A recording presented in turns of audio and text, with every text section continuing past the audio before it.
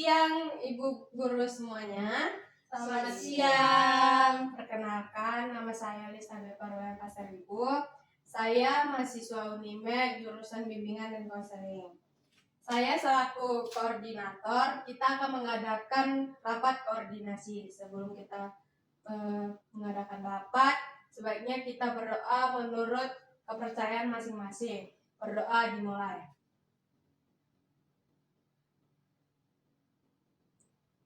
Berdoa selesai. Sebelum itu, di sini saya akan menjelaskan mengenai pengertian manajemen bimbingan dan konseling. Di mana pengertian manajemen bimbingan dan konseling itu adalah disiplin yang mencakup perencanaan, pengorganisasian, pelaksanaan dan pengawasan kegiatan bimbingan dan konseling untuk membantu individu dalam mencapai perkembangan pribadi, sosial, akademik, dan profesional yang optimal. Tujuan utama dari manajemen BK itu adalah memastikan layanan bimbingan dan konseling yang efektif disediakan untuk memenuhi kebutuhan individu yang meminta bantuan. Di dalam manajemen BK ini juga mempunyai fungsi-fungsi. Yang pertama, perencanaan. Perencanaan merupakan tahap awal dalam manajemen BK yang melibatkan identifikasi masalah, tujuan dan sasaran yang ingin dicapai oleh individu atau kelompok.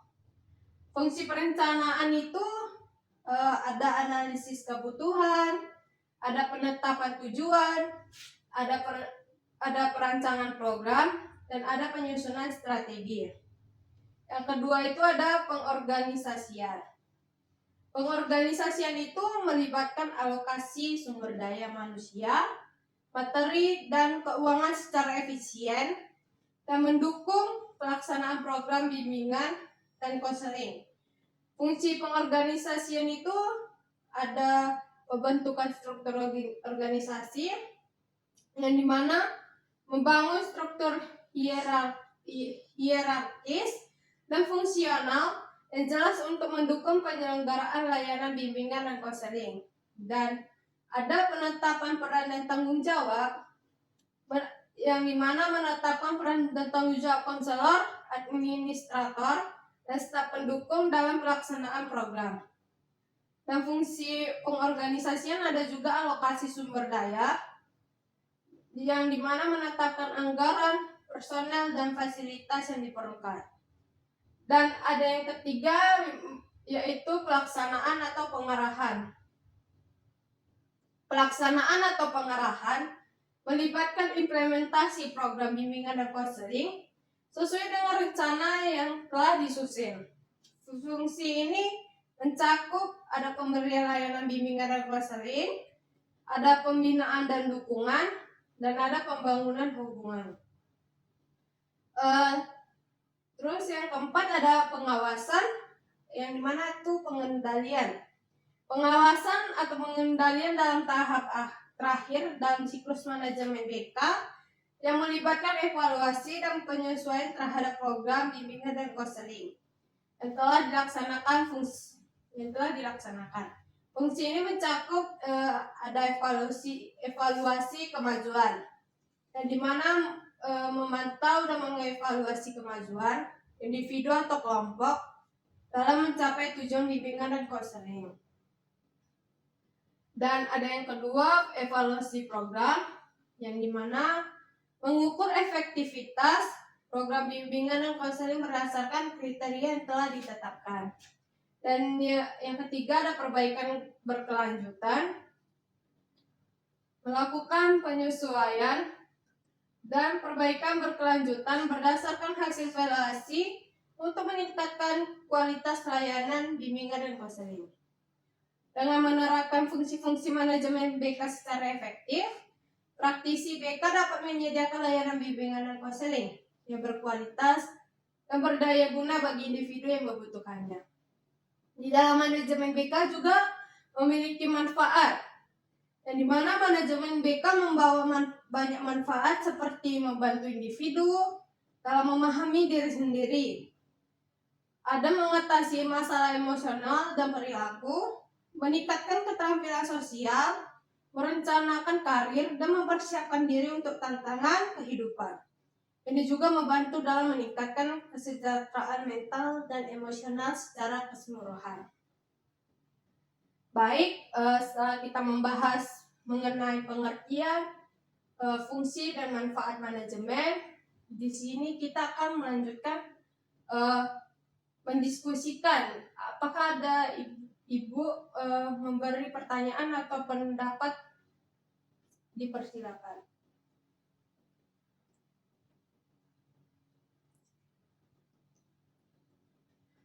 Kepada guru mata pelajaran dipersilakan. Baik, terima kasih Ibu Koordinator. Di sini saya ingin bertanya, kira-kira bagaimana peran guru BK tersebut, guru BK ini dapat mendukung pembelajaran di kelas saya selaku membantu saya dalam melakukan proses pendidikan guru mata pelajaran. Oke, baik. Terima kasih kepada Ibu Guru mata pelajaran.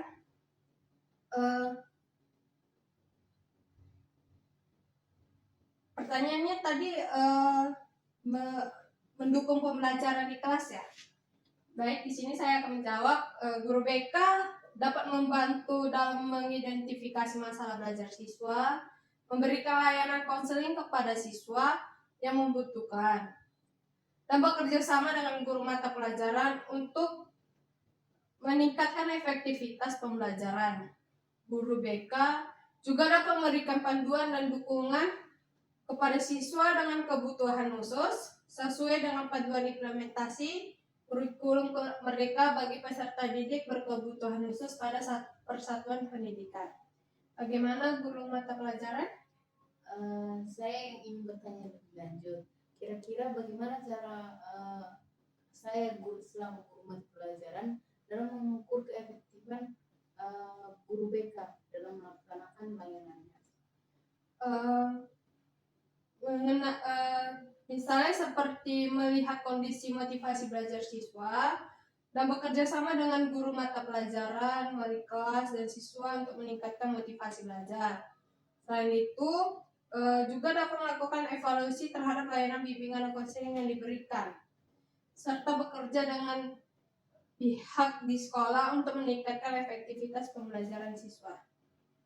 Baik, terima kasih atas jawabannya. Saya dapat memahaminya. Baik, terima kasih kepada guru mata pelajaran. Apakah di sini ada yang ingin bertanya lagi? Kepada guru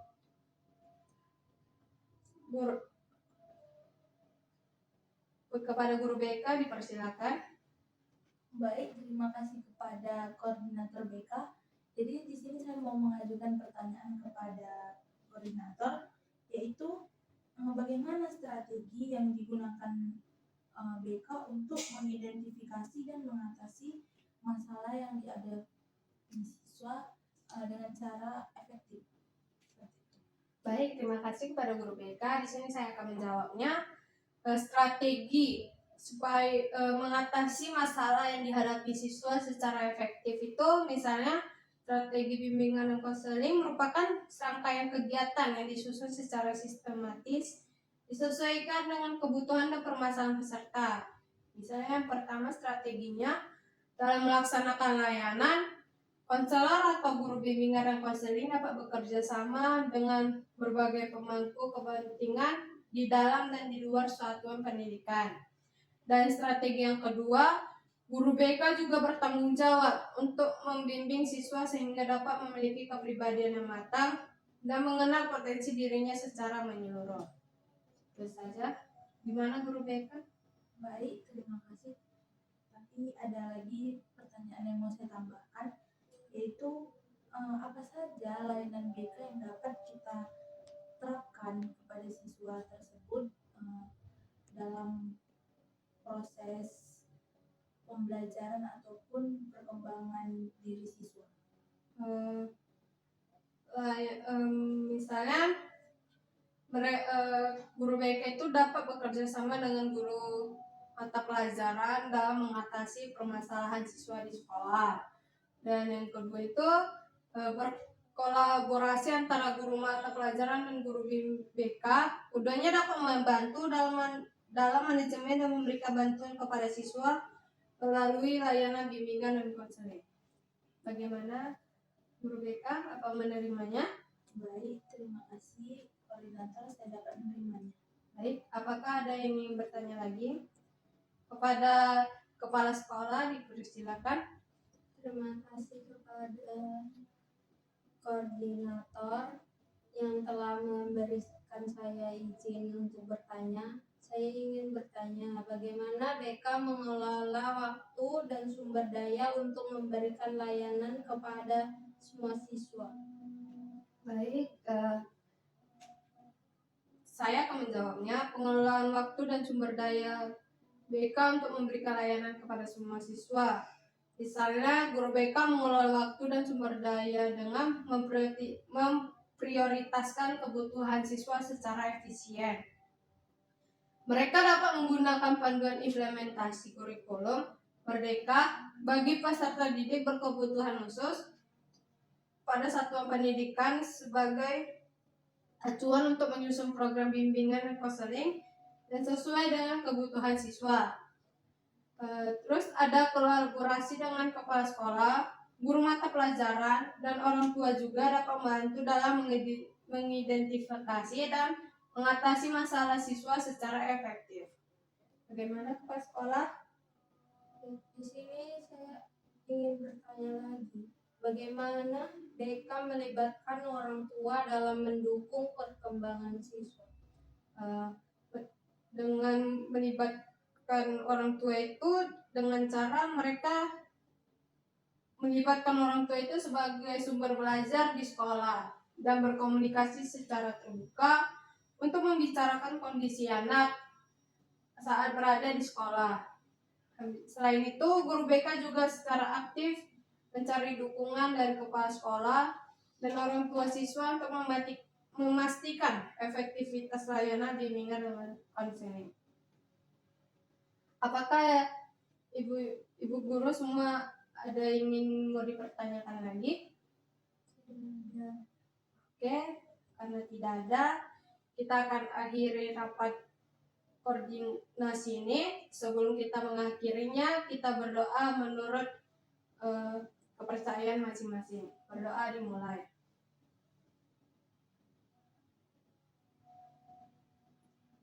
Berdoa selesai.